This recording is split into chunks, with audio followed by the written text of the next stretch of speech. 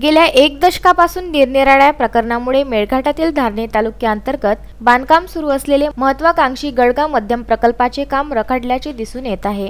कामात अनियमितता, भ्रष्टाचार, कामाचा निकृष्ट दर्जा, गौण खनिज चोरी असे अनेक आरोप या प्रकल्पासंबंधित कंत्राटदार कन्स्ट्रक्शन कंपनी एफ.ए. कन्स्ट्रक्शनवर लागले असून गेल्या 24 जूनला या प्रकल्पावर एका आदिवासी मजुराचा गिट्टीखाली दबून मृत्यू झाला होता। तो मृत्यू नव्हे तर हत्या केल्याचा खळबळजनक आरोप उपेन बचले व युवा स्वाभिमान पार्टीकडून एफ.ए. कन्स्ट्रक्शन कंपनीवर लावला आहे। 6 महिन्याआधी धारणीतील गडगा प्रकल्पावर कामाला आलेला झारखंडमधील उहांगातू रांची येथील रहिवासी लक्ष्मण दुखामुंडा हा प्रकल्पावर काम बंद असल्याच्या 24 जून रोजी रात्रीपासून गायब झाला होता। असा समज मृतकचा जावई याचा होता, म्हणून त्याने आपला साळा कुठेतरी गायब झाल्याची धारणी पोलीस स्टेशन गाठून लेखी फिर्याद नोंदविली होती। मात्र प्रकल्पावर पडलेल्या शेकडो ब्रास गिट्टीच्या ढिगाऱ्यातून काही सडल्याची वास संपूर्ण प्रकल्प परिसरात पसरली।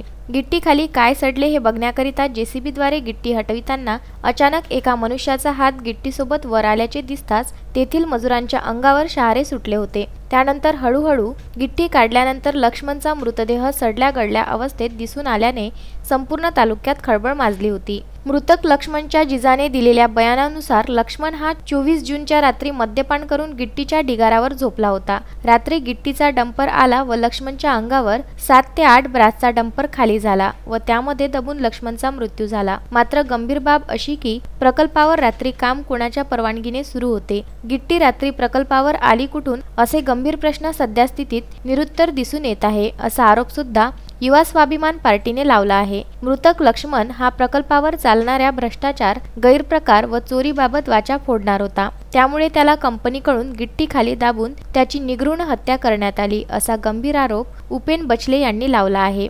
24 जूनच्या रात्री लक्ष्मणच्या मृत्यूनंतर गडगा प्रकल्पावर तस्करीची रेत व गिट्टी वापर करीत असल्याचे जे आरोप लागत होते ते सिद्ध झाल्याचे या ठिकाणी सिद्ध आहे। रात्री कोणत्याही गौण खनिजाची वाहतूक करण्यावर बंदी आहे। मग गडगा प्रकल्पावर रात्री गिट्टी आली कुठून व कशी आली यावरून प्रकल्पास स्थानिक महसूल प्रशासनाचा सुद्धा आशीर्वाद असल्याचे नाकारता येत नाही। प्रकल्पाच्या एफ.ए. कन्स्ट्रक्शन कंपनी समोर धारणी ते अमरावती पर्यंतचा संपूर्ण जलसंपदा पाटबंधारे विभाग नतमस्तक झाल्याचे चित्र दिसून येत आहे। एवढेच नव्हे तर विभागातील अधिकारी, ज्यामध्ये अभियंता, उपअभियंता, शाखा अभियंता व कनिष्ठ अभियंता सर्व कंपनीतील खासगी इंजिनियर व मालकासमोर नतमस्तक झाले आहे, असा आरोप युवा स्वाभिमान पार्टीने लावला आहे। संबंधित कंपनीने विभागातील खालून ते वरपर्यंतच्या सर्व अधिकारी कर्मचाऱ्यांचे 495 कोटीमधून चांगलेच हात ओले केल्यामुळे नतमस्तक कार्यप्रणाली दिसून येत असल्याचे सुद्धा उपेन बचले यांनी सांगितले आहे व पोलिसांची भूमिका योग्य दिशेने चौकशी न केल्यामुळे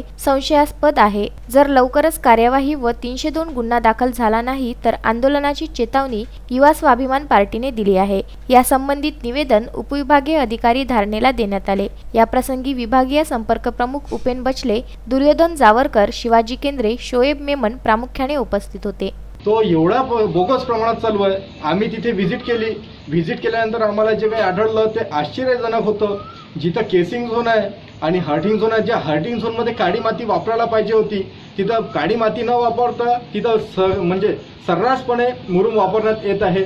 सोबतच जे केसिंग झोन आहे, केसिंग झोनमध्ये मुरुम न वापरता कुठेतरी मुरुमासारखा एखादा प्रकार बाजूनेच खोदून ते वापरत आहे। सोबतच तिथे जे गडगा नदी, ज्या नदीवर जे प्रोजेक्ट उभा केला जात आहे ते अख्खा जे नदी पूर्ण खोदून टाकली आणि मागे आम्हाला असं समजलं की तहसीलदारांनी एखाद्या कुठल्या तरी चोरी केलेली आहे आणि थोडंसं अमुक डमुक जे आहे कारवाई करून त्यांनी ते प्रकरण सावळ करण्याचा जे प्रयत्न केला आहे। तर एकदम बोगस काम चालू आहे आणि जे कॉन्क्रीटची जी क्वालिटी आहे एवढ्या खालच्या दर्जाची कॉन्क्रीटची क्वालिटी आहे की तुम्ही विचार करू शकता। तिथे गेल्यानंतर पायानं जो कॉन्क्रीट निघू शकते, तर एवढा मोठा जो प्रोजेक्ट 495 कोटीचा जो प्रोजेक्ट आहे तो कसा उभा राहणार। आणि आमची शंका अशी आहे की हे भविष्यात हा डॅम टिकणार नाही आणि डॅम फुटून जाईल। तसंच याच्यासोबत जो एक मागे एक हत्याकांड झाला, येथे एक लेबर कॉन्ट्रॅक्टरचा तो मरण पावला। लेबर कंत्राटदाराचं असं होतं की त्या लेबर कंत्राटदार हा पूर्ण वाचा फोडणार होता भ्रष्टाचाराच्या बद्दल आणि त्याला त्या भ्रष्टाचाराच्या बद्दल वाचा फोडू नये म्हणून तिथेच पूर्ण दाबण्यात आलं, त्याला गिट्टीच्या खाली दाबण्यात आलं। आमचा आरोप आहे की हा 302चा गुन्हा या कंत्राटदारावर लावायला पाहिजे आणि सोबतच याची CBI चौकशी करायला पाहिजे आणि 130 कोटीचा तो प्राथमिक जो प्रोजेक्ट आहे तो 495 कोटीचा कसा होतो याच्याबद्दल समस्त चौकशी करायला पाहिजे। सोबतच धारणी ते मानसू धावडीपर्यंतचा जो रोड आहे तो अत्यंत निकृष्ट दर्जापूर्ण खराब करून टाकलेला आहे। त्याच्याबद्दलही आजपर्यंत जे आहे यांनी रिपेअरिंग कुठल्या प्रकारचं केलं नाही आहे। तरी यांना आम्ही आज प्रामाणिकपणे एक प्रशासनाला एसडीओच्या माध्यमातून आम्ही एक निवेदन देण्यासाठी जातोय। जर भविष्यात आमच्या मागणीला यांनी जर कुठं वाव दिलं नाही तर युवा स्वाभिमान पार्टी धारणी शहर व ग्रामीण आम्ही तीव्र आंदोलन छेडू। तस्मीन शेख, विदर्भ न्यूज, धारणी।